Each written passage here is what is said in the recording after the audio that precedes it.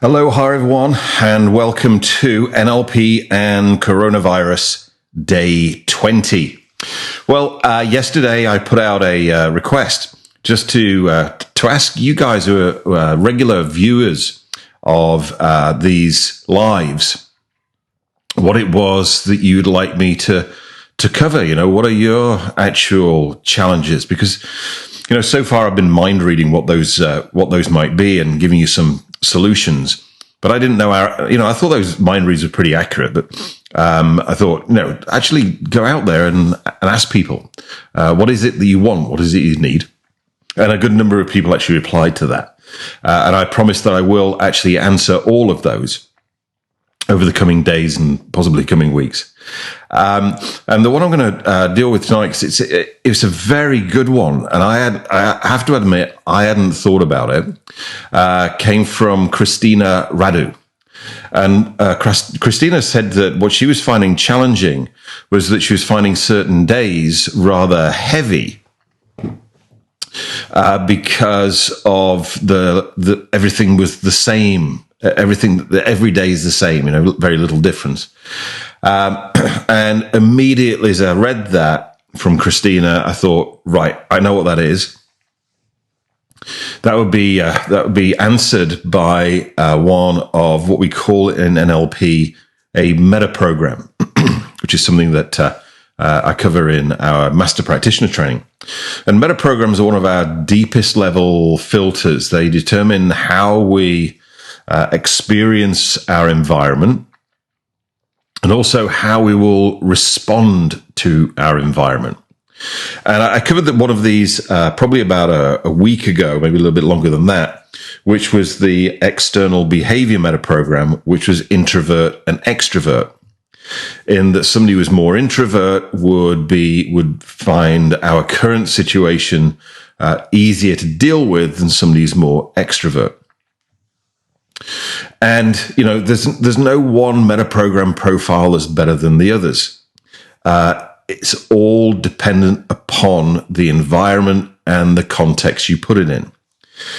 So, somebody who's more introvert, who likes to kind of like go home, close the door, be by themselves, or with the very few people that they feel really close to, is going to find lockdown a lot easier to deal with than somebody who's more extrovert, who basically, when they want to recharge their batteries, goes out and parties. And I actually gave you a download of a process that would enable you to change that metaprogram, to literally flip the switch momentarily, just for the time being, from being extrovert to introvert, because it will make it easier for you to deal with the current situation. You can then change it back. I did it with a client. I'm still seeing clients. I'm still working with clients virtually, like I'm doing with you, and that was one of the challenges that he was facing. So we changed it, and the results been very, very good. So the metaprogram I want to talk to you about tonight, which is related to Christina's experience, is called the relationship filter or the relationship sort. And this is whether we experience the world through how things in our environment are the same or how things in our environment are different. Obviously, in our environment at the moment, there's a lot of sameness. So somebody who's got more of a sameness metaprogram will find the current situation easier to deal with than somebody who's got a high difference metaprogram. So first thing, what we need to do is to enable you to discover what your metaprogram profile is. So I'm going to show you something that I drew earlier. You're going to see why I'm an NLP master trainer and not an artist in a moment, because I'm going to show you a drawing. And I want you to go with the very, very first thing that comes into your mind with regard to the question that I'm going to ask you. And the question I'm going to ask you about this drawing is, what's the relationship between the three boxes on the piece of paper? What's the relationship between the three boxes on the piece of paper that I'm going to show you? There's the three boxes. What's the relationship between those three boxes? Notice what comes up first. Is it a similarity between the three boxes, or is it a difference between the three boxes? Then if I keep asking the question, what other relationship is there between the three boxes? What else is there in the relationship between the three boxes? What comes up?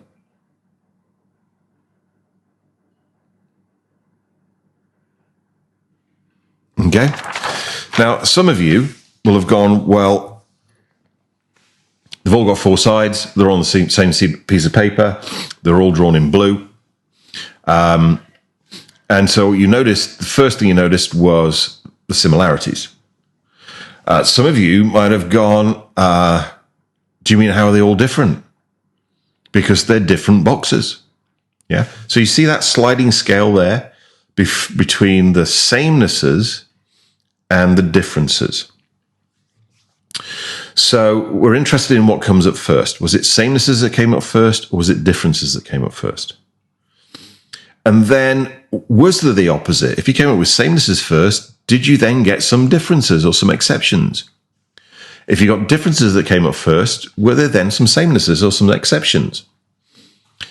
Some of you might have gone like, nope, they're all the same. That means you're total sameness in that metaprogram. Other people have gone like, nope, they're totally different. That's total difference. And it's a sliding scale. So some of you will be sameness. Then there'll be some people who go like, well, these are the things that are the same, and then there's a few things that are different. Some of you will have got an equal number of samenesses and differences. You're in the middle. You're balanced. Then some of you will have come up with differences first and got a few exceptions to the difference, as in how they're the same. Yep. So that's how you know where you are on that sliding scale. Now, as I say, the people that are going to find lockdown most challenging currently are people that sort more by difference, because there just isn't that much difference in their environment. Okay, so let's talk about what we would do with that if you came out with that as a situation. One is it's education, it's awareness. It's not you. There's nothing wrong with you. It's just your metaprogram. The way you embrace the world, the way you kind of experience the world is by looking at how things are different. Yeah. It's only a challenge when there isn't much difference around. So here's ways of making that more comfortable for you. How could you create more difference in your environment?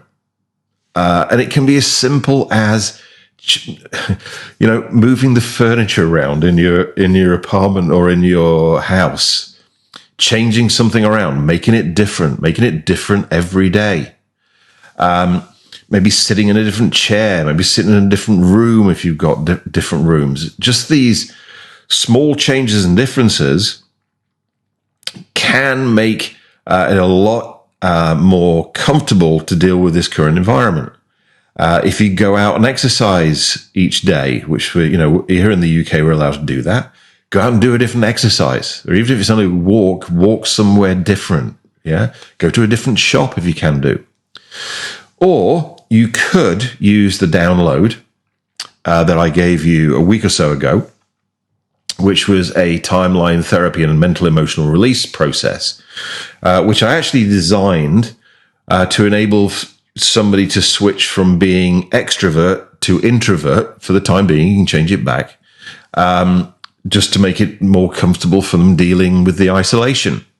All you do, I'll put the link in the on the page for this live, so that you can download that. The only thing you do is that you just work out, when did you decide to be more difference than sameness? Whereas the recording is actually, when did you decide to be more extrovert than introvert? You could do that.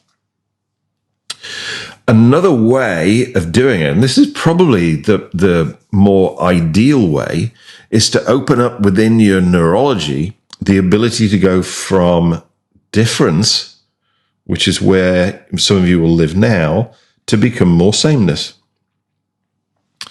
That will equally open up in your neurology and make you more flexible. And, you know, my whole thing with NLP, the way I teach NLP, the way I teach hypnosis, timeline therapy, mental emotional release, and HUNA, is to enable people to increase their flexibility. So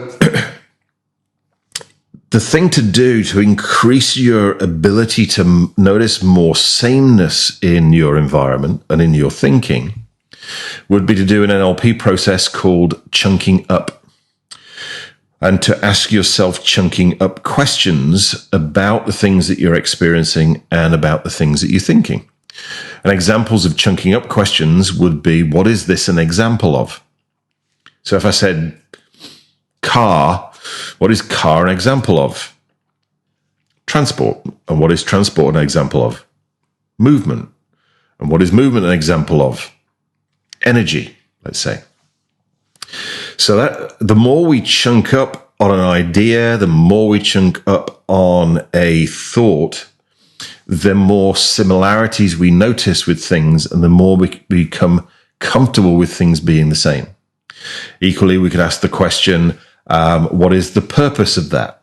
What's the purpose of that? What's the purpose of that? What's the purpose of that? Or what does that do for me?